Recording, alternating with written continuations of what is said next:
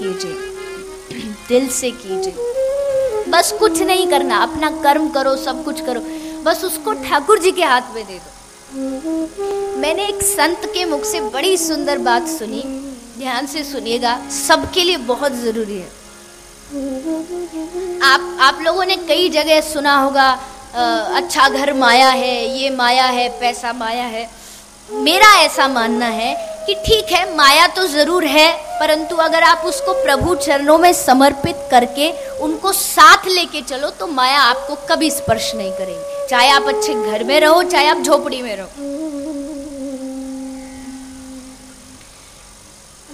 तो मेरा ये कहना है, जो मैंने संत के मुख से सुना, कि भगवान करे आपके घर में आपकी करोड़ों की कोठी हो, सोने का महल हो, भगवान करे आप सोने के घर में रहो,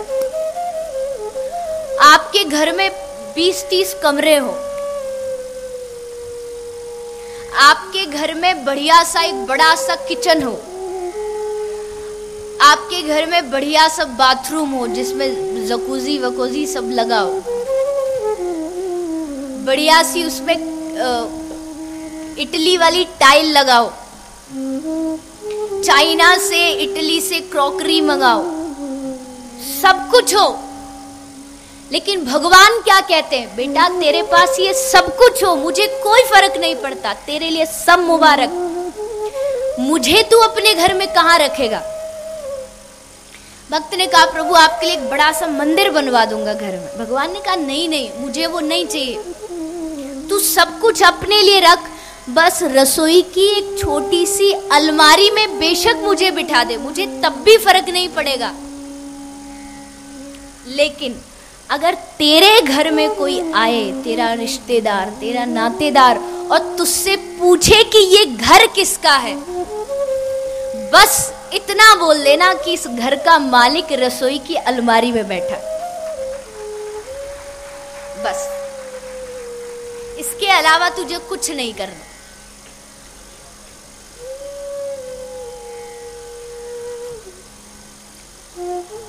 शरणागति, हम तो तेरे नौकर हैं, मालिक तो तू है। सेठों में सेठ, सावरिया सेठ, बाकी सब डुप्लीकेट। एक सच्चा सेठ इस दुनिया में कोई है तो वो ही है, बाकी ठीक है संसारिक रूप में है। भरत ने मांगा प्रभु क्या चाहिए, भगवान ने भरत जी से पूछा, राम भगवान ने क्या चाहिए, सिर्फ यही मांगा, जन्म जन्म रति राम पद। हे प्रभु जन्म जन्म, इतना तक कह दिया कि प्रभु मुझे ना तो सुमति चाहिए, ना सुबुद्धि चाहिए, कुछ नहीं चाहिए। विनोबा भावे जी जो रामायण में बड़ी आस्था रखते थे, उनसे किसी ने प्रश्न किया कि तुलसीदास जी ने, भरत जी ने ये कह दिया कि हमें सुबुद्धि नहीं चाहिए, सुमति नहीं चाहिए। अरे बुद्धि तो सबको ही मांगता है। भर्गो देवस्य धीमहि धियो यो न प्रचोदयात्, हे माँ हमें सुबुद्धि दे। फिर इन्होंने क्यों मना किया, सुमति के लिए, अच्छी बुद्धि के लिए क्यों मना किया? तब विनोबा भावे जी ने कहा कि इसलिए मना किया कि अगर सुबुद्धि आ जाए, सुमति आ जाए, तो निर्णय लेने का काम हमारा होता है और हम निर्णय गलत भी ले सकते हैं। लेकिन अगर हम प्रभु चरणों में समर्पित हो जाएं, तो निर्णय लेने का काम भी उसका बन जाता है। क्योंकि सुबुद्धि कब कुमति बन जाए, सुमति कब कुमति बन जाए नहीं पता। केकई की सुमति थी, लेकिन थोड़े से संग से कुमति बन गई।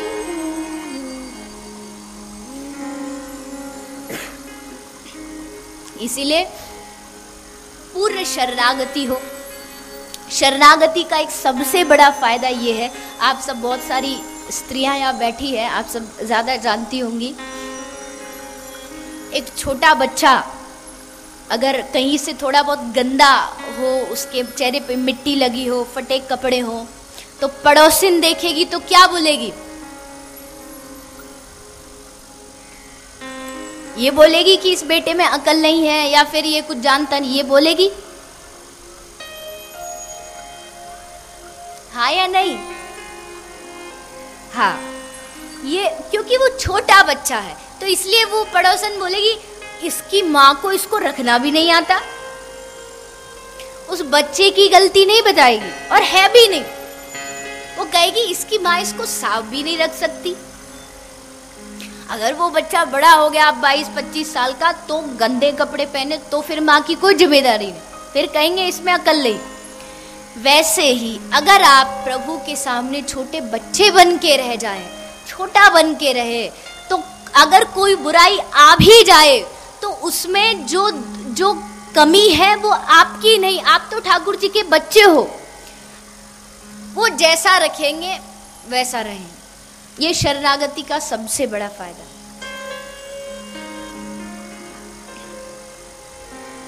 ऐसी ही शरणागति की श्री सुखदेव जी महाराज वर्णन करते हैं 8वें स्कंद में। प्रभु के एक परम भक्त जिनकी जाति इंसान की नहीं थी, एक गजेंद्र थे, हाथी थे, ऋषमुख पर्वत पे रहते थे। एक बार कुछ अपने परिवार के साथ मन किया कि चलो थोड़ा घूम आते हैं, बढ़िया सा मौसम होता है तो घूमने के लिए निकल जाते हैं। पूरा हाथियों का झुंड चल पड़ा। वरुण भगवान के बगीचे में एक सुंदर सा सरोवर था, उसमें सब लोग स्नान कर रहे थे, एक दूसरे के ऊपर जल डाल रहे थे। परंतु अचानक स्नान करते करते एक ग्रहा ने, मगरमच्छ ने उस गज का पैर पकड़ लिया, चरण पकड़ लिया। गज का पैर पकड़ा तो गज पहले थोड़ा घबराया, फिर सोचा अरे तू तो इतना ताकतवर है, ये मगरमच्छ क्या चीज है, पैर इधर उधर करूंगा और ये छूट जाएगा। परंतु ग्रहा इतना ताकतवर था कि अनेकों कोशिश के बाद भी उसने पैर नहीं छोड़ा। गजेंद्र थक गया, परिवार से आशा की कि कोई तो मेरी रक्षा करो। परिवार ने जब तक सामर्थ्य थी तब तक की, अब देखा कि बाहर निकल ही नहीं रहा तो सब छोड़ छोड़ के चले गए।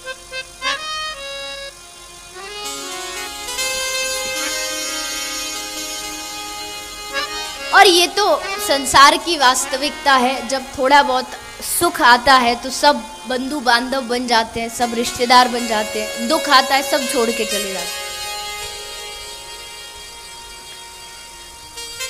किसी ने सच ही कहा है कि कौन देता है उम्र भर का सहारा, परिवार में या रिश्तेदार में कौन देता है उम्र भर का सहारा। लोग तो जनाजे में भी कंधे बदलते हैं। यात्रा, जब शव यात्रा निकलती है उसमें भी कंधे बदलते, उम्र भर तो बहुत दूर की बात है।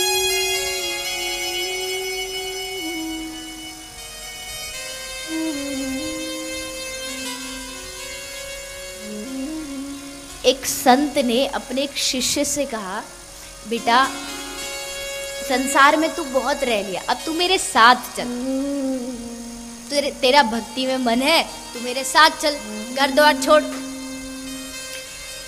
शिष्य बोला, महाराज अभी मेरी उम्र ही क्या है, अभी तो महाराज मैंने दुनिया देखी भी नहीं, अगर मैं चला जाऊंगा तो मेरे परिवार का पालन पोषण कौन करेगा, मेरा परिवार तो बड़ा दुखी होगा। गुरु बोले, बेटा एक काम कर, मेरा बात मान, घर जा, 5 मिनट के लिए अपनी सांस रोक के बैठ जा, लेट जा। सांस कैसे रोकना है वो प्रक्रिया मैं तुझे सिखा दूं। गुरुजी ने सिखा दी, चेले ने सीख ली। अब चला शिष्य अपने घर। ये संसार कैसा है ये देखने का गुरु ने एक परीक्षा दी। शिष्य गया, जैसे गया तो गुरुजी ने जैसा कहा था उसने वैसा ही शुरू कर दिया नाटक। अरे दर्द हो गया, अरे हार्ट अटैक आ गया, वही परिवार इकट्ठा हो गया, वो पकड़ के छाती और लुढ़क गया, सांस रोक ले। अब सांस रोकी, सब चिल्लाए, भैया शर्मा जी चले गए चले गए चले गए। कोई से भी हो, गुप्ता जी हो, शर्मा